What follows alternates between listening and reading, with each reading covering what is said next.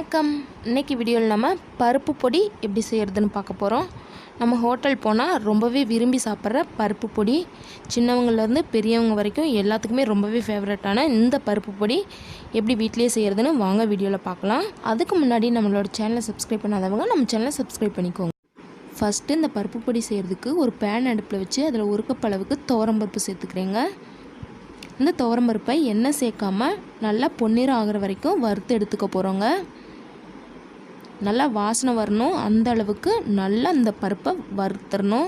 அப்போ தான் இந்த பருப்பு பொடியில் பச்சை வாசனை எதுவுமே இல்லாமல் பருப்பு பொடிக்கு டேஸ்ட் கொடுக்குங்க. பாருங்கள், பருப்பு நல்லா செவந்துருச்சு, நல்ல ஒரு வாசனை வருதுங்க. இந்த அளவு பருப்பை நல்லா வறுத்ததுக்கப்புறமா இது கூட நம்ம 1 டீஸ்பூன் அளவுக்கு ஜீரகம், அதுக்கப்புறமா 1லேருந்து அரை டீஸ்பூன் அளவுக்கு மிளகுங்க. மிளகு உங்கள் காரத்துக்கு தகுந்த மாதிரி சேர்த்துக்கோங்க. இது கூட 6லேருந்து 7 வரமிளகாய், இதுவும் உங்கள் காரத்துக்கு தகுந்த மாதிரி சேர்த்துக்கோங்க. சேர்த்துட்டு இது எல்லாத்தையும் நல்லா மிக்ஸ் பண்ணி விட்டுருங்க. இது எல்லாமே நல்லா வறுபடணும். துவரம்பருப்பு நல்லா வறுபடணும். அதனால தான் முதல்ல துவரம்பருப்பு வறுத்துட்டு அதுக்கு பிறகு மற்ற பொருட்கள் எல்லாமே சேர்க்குறோங்க. இது எல்லாத்தையும் சேர்த்துட்டு இது எல்லாம் நல்லா முறுமுறுப்பு ஆகிற வரைக்கும் வறுத்துக்கலாங்க. இந்த அளவு நல்லா வறுத்ததுக்கப்புறமா இதில் நம்ம எடுத்து துவரம்பருப்பில் பாதி அளவுக்கு பொட்டுக்கடலை சேர்த்துக்கலாங்க. பொட்டுக்கடலை சேர்த்து ரொம்ப நேரம் வறுக்கணும்னு அவசியம் இல்லை, லைட்டாக மட்டும் சூடானா போதும். எந்த கப்பில் துவரம்பருப்பு எடுத்தீங்களோ அதே கப்பில் அரை கப் அளவுக்கு பொட்டுக்கடலை சேர்த்துருக்கேங்க நான்.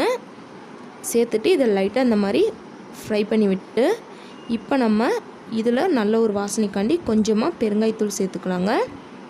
அதுக்கப்புறமா இதுக்கு தேவையான அளவு உப்பு. நம்ம இந்த பருப்பு பொடியை சாதத்தில் போட்டு பெரட்டி சாப்பிட போகிறோம். அதனால் நீங்கள் சாதத்தில் எந்த அளவு உப்பு போட்டு வடிப்பீங்களோ அதுக்கு தகுந்த மாதிரி இதில் உப்பு சேர்த்து நல்லா இந்த மாதிரி மிக்ஸ் பண்ணி விட்டுட்டு அடுப்பை ஆஃப் பண்ணிடலாங்க. இப்போ இதை ஒரு பிளேட்டில் மாற்றி இது ஒரு 5 நிமிஷம் நல்லா ஆற விட்டுடலாங்க. மறுபடியும் அதே பேன் அடுப்பில் வச்சு அதில் 1 டீஸ்பூன் அளவுக்கு எண்ணெய் சேர்த்துக்கலாங்க. இந்த எண்ணெய் நல்லா சூடானதுக்கப்புறமா இதில் நம்ம 5லேருந்து 6 பல் அளவுக்கு பூண்டை இந்த மாதிரி நல்லா தட்டி வச்சுருக்கேன், அதை இதில் சேர்த்துக்கலாங்க.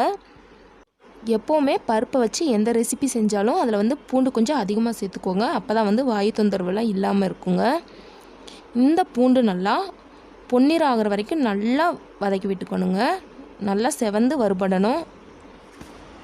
பாருங்கள், இந்த அளவு நல்லா வதங்கினதுக்கப்புறமா இதை நம்ம எடுத்துடலாங்க. எண்ணெயை வடிச்சிட்டு பூண்டை மட்டும் எடுத்துக்கோங்க.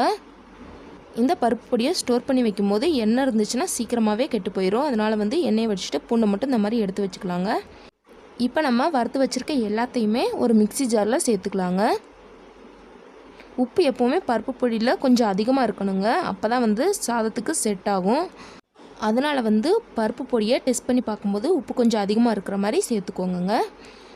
சேர்த்துட்டு இது எல்லாத்தையுமே நல்ல ஒரு நைஸ் பவுடராக அரைச்சி எடுத்துக்க போகிறோங்க. குறவரப்பாக இருக்கக்கூடாது, ரொம்ப ரொம்ப நைஸாக இருக்க மாதிரி இதை நம்ம அரைச்சி எடுத்துக்க போகிறோம். பாருங்கள், எந்த அளவு நைஸாக அரைச்சி எடுத்துருக்கணும். இந்த அளவு நைஸாக அரைச்சாதாங்க பருப்பு பொடி டேஸ்ட்டாக இருக்கும்.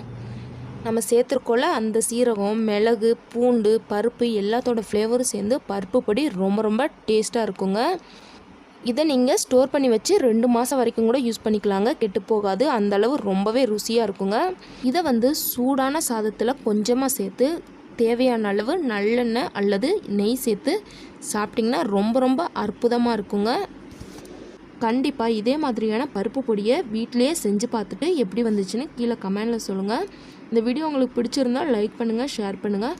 மறக்காமல் சமையல் செய்வது எப்படி நம்மளோட சேனலுக்கு சப்ஸ்கிரைப் பண்ணிக்கோங்க. தேங்க்ஸ் ஃபார் வாட்சிங்.